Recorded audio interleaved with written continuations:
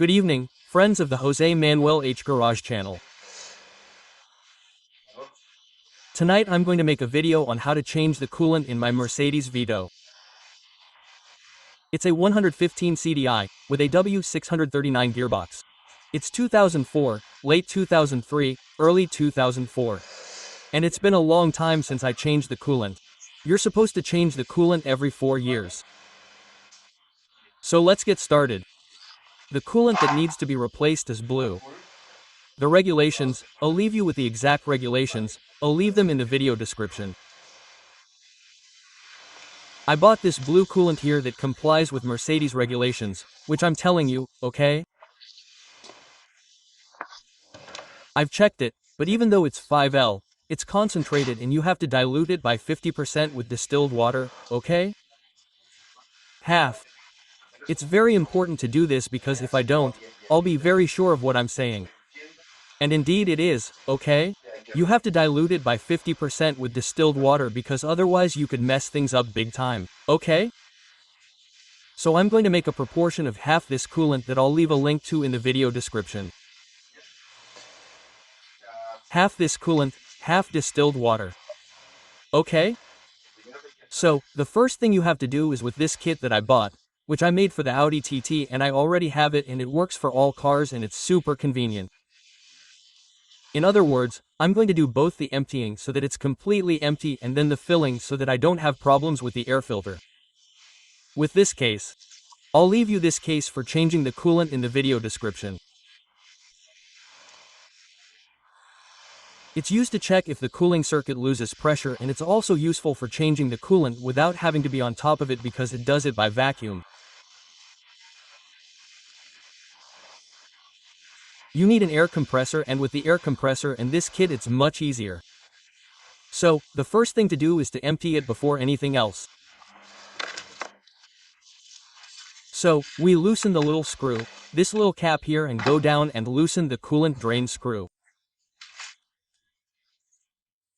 It's about 10L, right? In other words, you need to have a big drip tray. I'm going to put this drip tray which is exactly 10L.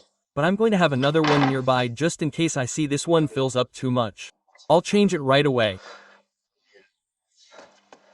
The drain screw is right as we're looking at the van from the front. On our left side, down there on the radiator is the coolant drain screw. For that we have to have this open beforehand, which we've opened and it's a little red cap, right? With just a half turn it'll come out. So I'll go down with the flashlight, I'll show it to you and we'll collect the coolant here. And then, to get everything out of the heating system and such, we're going to use this vacuum system so that with the vacuum it all ends up emptying out, which will come out at least about 1L or more approximately. I'm already getting underneath the van and looking at the little cap that I mentioned. Let's see if I can do it. Do you see that little cap? Do you see? There's the fan. Well, we'll turn that little red cap. I think it's about half a turn or so. Now we're going to see. You can do it with a screwdriver, okay? Because the screwdriver has a wicket like half a turn counterclockwise, which is loosening it. We put this drip tray here. Okay, so it points well there. Perfect.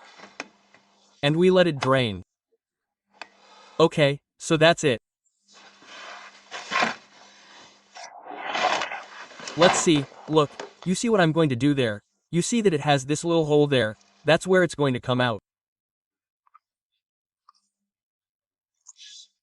But if you put a macaroni of this size in there, but instead of getting everything dirty, the macaroni will make it easier for you here. So I'm going to put the macaroni, okay? And I'll put it there. There I go for the macaroni, okay. There you see. This is here. I come over here and there's the drain. Come on, let's do it. This is very common in almost all Mercedes, huh? Look, how well done, see? I have this little macaroni here that already adapted the outlet and here the drip tray, so the only thing left for me to do now is turn this little screw to the left. Well, look, I put the little screwdriver in here and turn. Let's see if it's hard.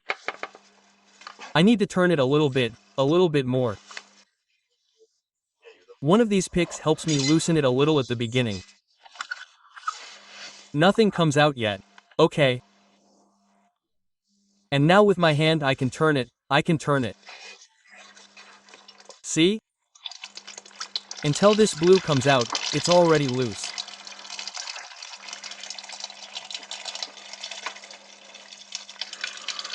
So, nothing, until it goes in. It's the restorative.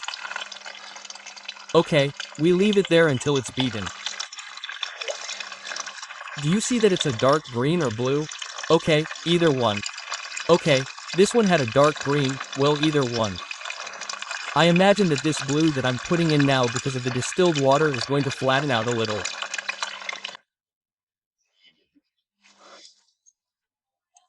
Well, I've already got almost 10L. I've already emptied it all into a container to take it to the recycling point, to the clean point, but now everything that's left to do, I'm going to do it with this kit and with, what's it called? And with the air compressor. You have to see the list here of which brand and model it corresponds to. They all come numbered and in my case it's 19. Okay, sorry, no, 19 is not 18. It's 18, it's 18, yes. Okay, I'm going to put it right. If for whatever reason you see that none of them fit, you always have the option of this cone, okay?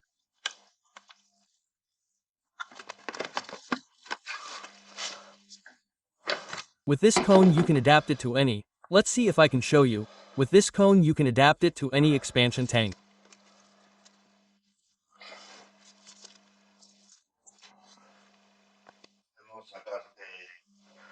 Remove all the coolant that's in the circuit. Anyway, he's asking, and since it's been a while since he changed the coolant and it's not exactly the same color, the best thing to do is clean it with distilled water. So I'm going to put in 2L of distilled water. Okay, we're going to put in these 2L of distilled water and we're going to, in other words, I've closed the circuit, I've closed the cap. Now we're going to suck up this distilled water with this Japanese invention and then I'll drain it, okay?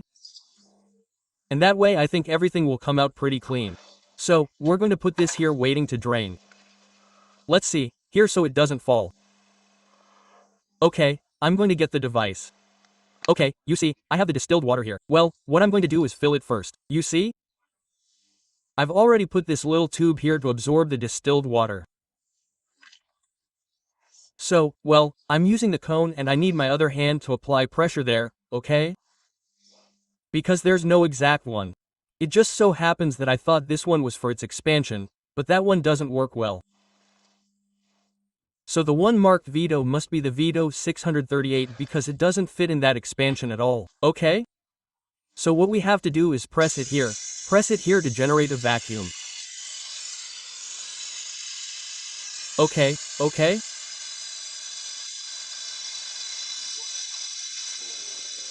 And when we've reached the maximum amount I can get.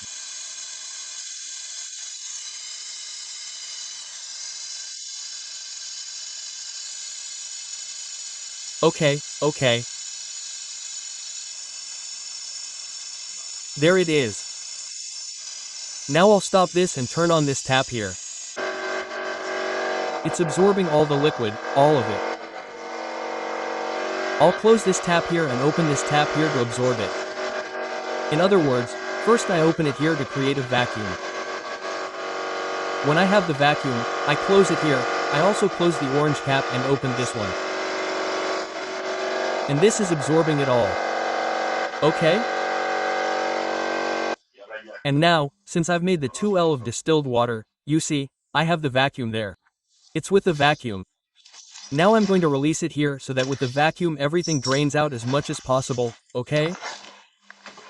I release it here. There I have the little cap loose.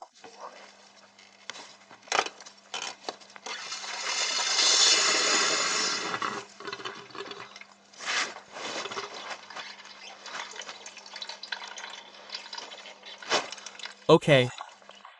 And there it has to release all the water intended for me. You see?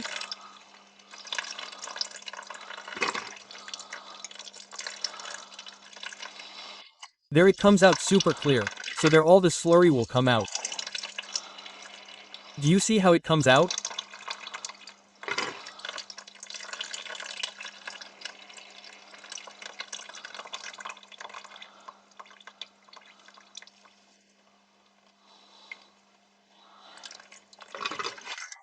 Well, that's the procedure, you see? Be patient until it spits everything out. And so I have all the liquid clean, all the green coolant circuit because I cleaned it with distilled water.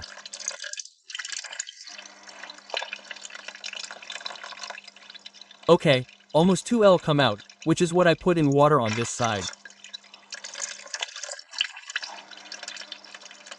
And you have to be patient. Well, there you have it, about 2L have come out and I think we have everything clean. There are many people who directly put water from the tap, leave it open, and leave the hose there for a long, long time until everything is clean. It is assumed that tap water does not have components, that is, it has certain elements that cause the components of the cooling system to deteriorate over time. So, the best thing to do is to do it this way. But hey, if you do not have this element, you do not have patience, well there are always other alternatives. Well, there you have it, we close this little cap, remove this macaroni here, okay? And now we dedicate ourselves to filling the coolant, but with a vacuum, okay? So that there are no bubbles in the system and so that it doesn't have to be tightened or anything. I'm going to go up and get to it. Look, now we're going to take on the vacuum. We open it. We have this one closed here, okay? We open this one here. We press this orange one and we see how the needle is taking on the vacuum. Okay? We press here a little bit just in case it takes on a good vacuum, and when it doesn't take on any more vacuum, when it's not taking on any more vacuum, we close it here and open it here. Do you see? And it's already absorbing me through this duct. All the coolant is refilling. When we see that this here has run out of energy and vacuum, we do the same operation again. Like this until you see this going down because it's there, you see, it's going down, it's absorbing it. Ta ta ta ta ta. When it doesn't have any vacuum, we do the operation again. You have to do it as many times as necessary until you empty the coolant container. Remember, 50% coolant with distilled water, and it's approximately 9 to 10L more or less.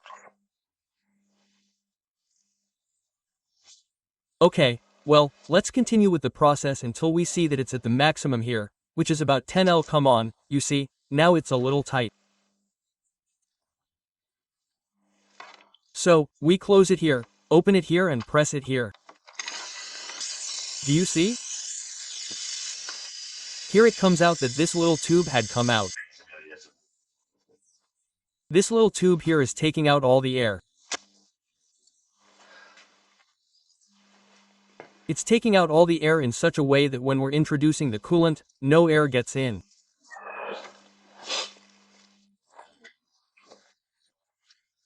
When we get that vacuum, I'm going to show you with the flashlight, we're measuring them empty. Do you see these, coolant hoses here? They get compressed. It's really hard to see here. Okay, but they are compressed like this until when we release the vacuum, they start decompressing, and when we do it again we give them a vacuum and they are compressed. That way they get all the air out, and then when we are filling them they decompress. So, look where the coolant is going. That's it, there's no more. Look, I've filled it up to the maximum and that's it. I'm going to take a spin now with the van, with the heating on, and then I'll come back and check the level. And after I've taken a good spin, the fan has come on and I've turned on the heating so that everything has circulated well. I'll fix the coolant level. Okay, well, I'll finish cleaning this a little bit. I'll pick this up, I'll put it here in its case, and that's it. Changing the coolant is that easy.